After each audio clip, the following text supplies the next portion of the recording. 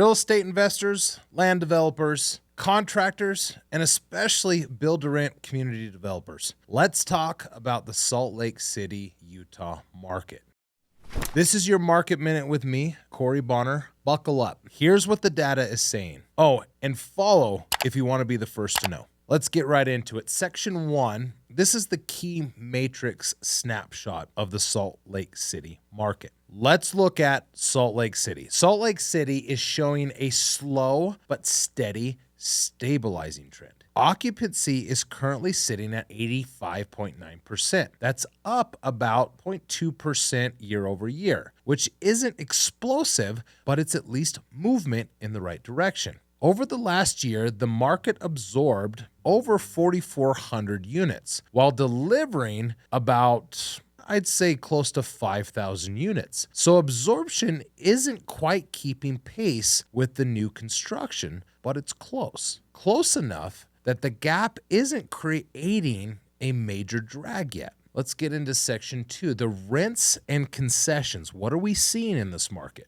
Asking rents dipped slightly, down about 0.6%, and effective rents are down 1.6%. What that tells me is concessions are doing a lot of the heavy lifting here. We're seeing that. In our current operating headquarters here, we're seeing a ton of concessions hitting the market. Right now, about 45% of the properties are offering concessions with an average package of about 9.7%. Pretty big. That's a jump of a nearly 16% year over year. So while the market is stabilizing, owners are still having to work harder to fill units. And we're seeing that right now. Vacancies are up. Concessions are heavy. So keeping those renters renting is super important. Now, let's jump into section 3 here. What is the graph telling us? So when we look at the data coming from ALN, which is our source,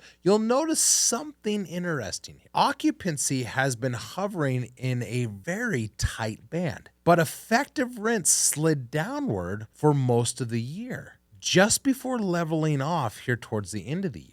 So it's not a recovery curve yet. It's more like a market trying to find its footing as new supply continues to hit the Salt Lake market. Let's get into section 4 here, submarket action. Now, the standout submarket is Tooele, up a massive 45.2% in occupancy, which is almost unheard of. If you know Utah, and Tooele used to feel like BFE. It still feels that way. But apparently it's been discovered and is booming. Now, East Downtown, the U of U Research Park is also heating up with around 11.8% occupancy improvement in the area. So on the rent growth side, Midvale, Cottonwood Heights, some of the nicer sides of Salt Lake City, leads the pack with 2.2% effective rent gains, followed by East Downtown at 1.7%. Now, let's get into section 5 here, the pipeline and the future look at the Salt Lake market. So